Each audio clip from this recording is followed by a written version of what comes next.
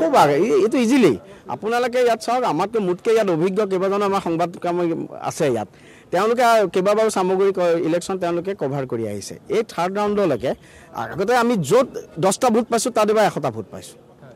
আমাৰ ষ্ট্ৰং হ'লখিনি এতিয়ালৈকে খোলা নাই এতিয়ালৈকে গতিকে আমি খুব আশাবাদী খুব বিপুল ভোটত আমি জিকিম সংখ্যালঘু অঞ্চলত আপোনালোকক খুব ভাল হৈছে কাৱৈমাৰী পঞ্চায়তত মই মাত্ৰ গোৱাম পোৱা মতে কাৱৈমাৰী পঞ্চায়ত মই জেনেৰেলি মই যেতিয়া ৰাজনীতি কৰোঁ মই কেতিয়া সংখ্যালঘু চাই মই ৰাজনীতি নকৰোঁ এইবোৰ ষ্ট্ৰেটেজি বেলেগ কথা কিন্তু কাৱৈমাৰীত আমি লিড পাইছোঁ 423টা ভোটৰ 2001 চনৰ পৰা হোৱা নাছিল প্ৰথম কথা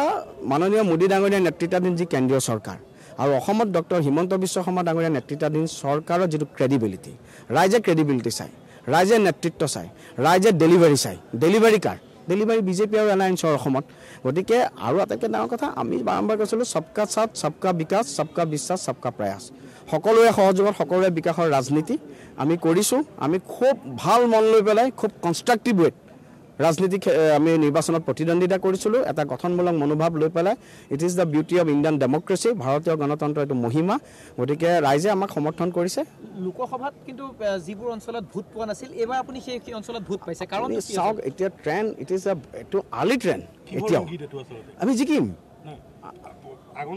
আগন্তুক দিনত ভাৰতীয় জনতা পাৰ্টিৰ যিটো পজিটিভ পলিটিক্স যিটো মোদী ডাঙৰীয়াই কয় যিটো ডক্টৰ হিমন্ত বিশ্ব শৰ্মা ডাঙৰীয়াই কয় পজিটিভ পলিটিক্স মানুহে কৰিব লাগে মানুহে যেতিয়া ৰাইজৰ মাজত যায় মানুহে আমি শিক্ষাক লৈ পেলাই এবাৰ মানুহৰ মাজত গৈছিলোঁ স্বাস্থ্যখণ্ডক লৈ গৈছিলোঁ আন্তঃগাঁথনিক লৈ গৈছিলোঁ মানে ডেভেলপমেণ্ট বিচাৰে যুৱ প্ৰজন্ম হওক মহিলাসকল হওক আমাৰ যিবোৰ আঁচনিয়ে আজি তেওঁলোকক ঢুকি পাইছে আজি যেতিয়া নিযুত মইনা আঁচনিয়ে এগৰাকী ছোৱালীৰ ঘৰত আশাৰ পোহৰ বিলাইছে সেই ছোৱালীজনীয়ে বা সেই ঘৰৰ মানুহে কাক ভোট দিব আমাক ভোট দিব অৰুণোদয় আছে অন্যান্য বিভিন্ন আঁচনি আছে আঁচনি তাৰ লগতে আমাৰ নেতৃত্বৰ যিটো ক্ৰেডিবিলিটি এই নেতৃত্বৰ ক্ৰেডিবিলিটি আৰু চৰকাৰ আল্টিমেটলি আৰু ভাৰতীয় জনতা পাৰ্টি ডক্টৰ হিমন্ত বিশ্ব শৰ্মা ডাঙৰীয়াৰ নেতৃত্বাধীন আমাৰ মিত্ৰজোঁটৰ চৰকাৰখনৰ ক্ৰেডিবিলিটি আমাক বহুতখিনি বাল্য বিবাহ বা অন্যান্য যিবোৰ বিশেষকৈ হিমন্ত বিশ্ব শৰ্মাই সেইবোৰে সামগ্ৰী ক্লিক কৰিছে নেকি মাইনৰিটি আমিতো অপেন কৈছিলোঁ নহয় যে বাল্য বিবাহ যে হয় লছ কোনে খায় ছোৱালীগৰাকীয়ে লছ খায় যোৱাকালি মোৰ কাৰণে দোৱা কৰিছে মই গৈছিলোঁ দোৱাত তেওঁলোকে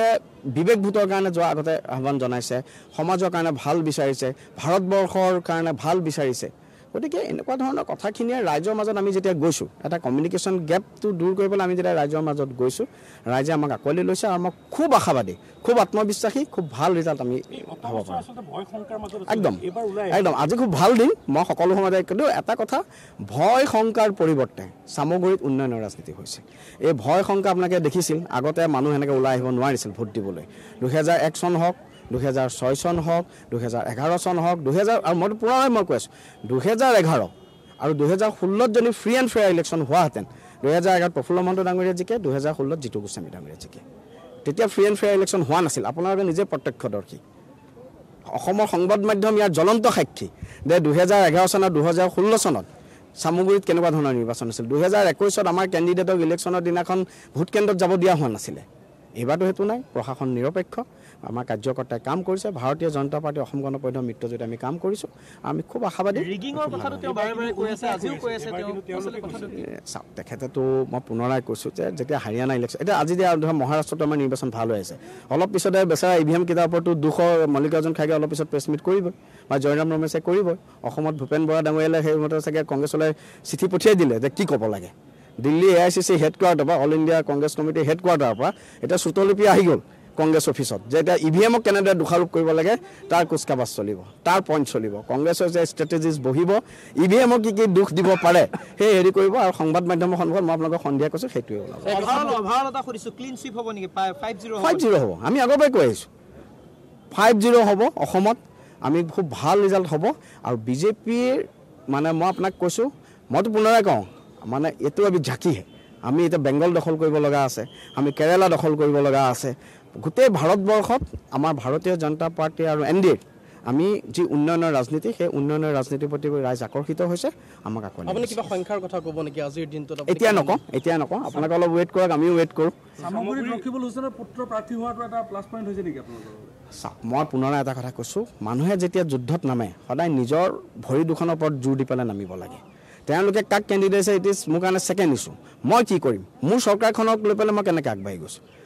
নৰেন্দ্ৰ মোদীজীয়ে কি কৰিছে, ডক্টৰ হিমন্ত বিশ্ব শৰ্মাই কি কৰিছে, আমাৰ চৰকাৰখনে কি কৰিছে, ওচৰত থকা আমাৰ চামগুৰি বিধায়ক কিজন হওক, মন্ত্ৰী কেশৱ মহন্ত ডাঙৰীয়া, ৰূপক শৰ্মা ডাঙৰীয়া, জিতু গোস্বামী ডাঙৰীয়া, তেওঁলোকে কি কাম কৰিছে, চামগুৰি ৰাজ্যৰ উন্নয়ন দেখিছে নহয়। সেই উন্নয়নৰ কাৰণে তেওঁলোককো উন্নয়ন লাগে, তেওঁলোকক ইনফ্ৰাষ্ট্ৰাকচাৰ ডেভেলপমেণ্ট লাগে, তেওঁলোকক স্কুলৰ উন্নতি লাগে, তেওঁলোকক স্বাস্থ্যখণ্ডৰ উন্নতি লাগে, যিটো আগতে হোৱা নাছিল। এক ভয়মুক্ত পৰিৱেশ লাগে, মুক্ত গণতন্ত্ৰৰ সোৱাদ বিচাৰিছে। সেই মুক্ত গণতন্ত্ৰৰ সোৱাদ ল'বৰ কাৰণে মই এতিয়া শুনিছোঁ কাৱৈমাৰী পঞ্চায়তত আমি লিড পাইছোঁ 423টা ভোট। অৰ্থাৎ মুক্ত মনে ওলাই আহিছে।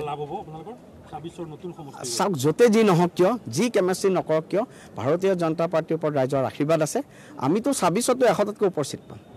ধন্যবাদ জ্ঞাপন কৰিছোঁ। কৈছিলে যে অংক নহয় এবাৰ কেমেষ্ট্ৰি হ'ব। হয়, এই কেমেষ্ট্ৰি দেখিছে এতিয়া, যদি কাৱৈমাৰী পঞ্চায়তত আমি 423টা ভোটত লিড পাইছোঁ, দিছ ইজ কেমেষ্ট্ৰি। এইবাৰ মই পুনৰাই কৈ আছিলোঁ যে চামগুৰিত এতিয়াও আমাৰ আচল ট্ৰেইন অহাই নাই, এই আচল ট্ৰেইন অলপ পিছত আহিবহে। গতিকে আমিও অপেক্ষা কৰোঁ, আপোনালোকে অপেক্ষা কৰে, কিন্তু খুব ভাল ৰিজাল্ট হৈছে। আৰু পাৰি নেকি কাৱৈমাৰী পঞ্চায়তত আমি লিড পাইছোঁ। মই সেইটোৱে কৈছোঁ যে আমি সকলোৰে সহযোগত, সকলোৰে বিকাশৰ আমাৰ যি ৰাজনীতি। বীৰেন সোধা, মই সোধা বুলি সোধা। মই সুধিছোঁ বীৰেন যে তেওঁ কি এইবাৰ একেবাৰে কমপ্লিট কনফিডেণ্ট নেকি? মৃণাল তালুকদাৰ স্থিতিৰ পৰা পোনে পোনে কৈছে এইবাৰ আপুনি টোটেলি কনফিডেণ্ট নেকি? হয় দাদা নমস্কাৰ। নমস্কাৰ। আমিতো আগতে কনফিডেণ্ট, যিদিনাখনৰ পৰাই পাৰ্টীয়ে ডিচাইড কৰিছে, ডিচিশ্যন দিছে যে দীপৰঞ্জন শৰ্মা আপুনি গৈ পেলাই নিৰ্বাচন খেলিব লাগে। গতিকে আমি সদায় পাৰ্টীৰ কেডাৰ হয়, আমি পাৰ্টীৰ ডিচিপ্লিন কেডাৰ, আৰু পাৰ্টীয়ে সেই কনফিডেঞ্চ লৈ পেলাই আমাক পঠিয়াইছিলে। আৰু আমি প্ৰথমবাৰ মানে যুদ্ধত নামি পেলাই, আমিতো ৰানাৰ্ছ আপ হ'বলৈ অহা নাই নহয়, যুদ্ধত আমি ৰানাৰ্ছ আপ কেতিয়াও হ'বলৈ নাহোঁ। প্ৰথমবাৰৰ পৰাই 101% কনফিডেঞ্চ লৈ পেলাই, কনফিডেঞ্চ লৈ ৰাইজৰ ওপৰতে কনফিডেঞ্চ আছিল। চামগুৰিৰ 1,80,000 ভোটাৰ, চামগুৰিৰ ৰাইজৰ ওপৰতে মোৰ বিশ্বাস আছিল, আত্মবিশ্বাস আছিল, আৰু মই দেখিছোঁ সেই আত্মবিশ্বাসৰ ফল আমি দেখা পাইছোঁ এতিয়া।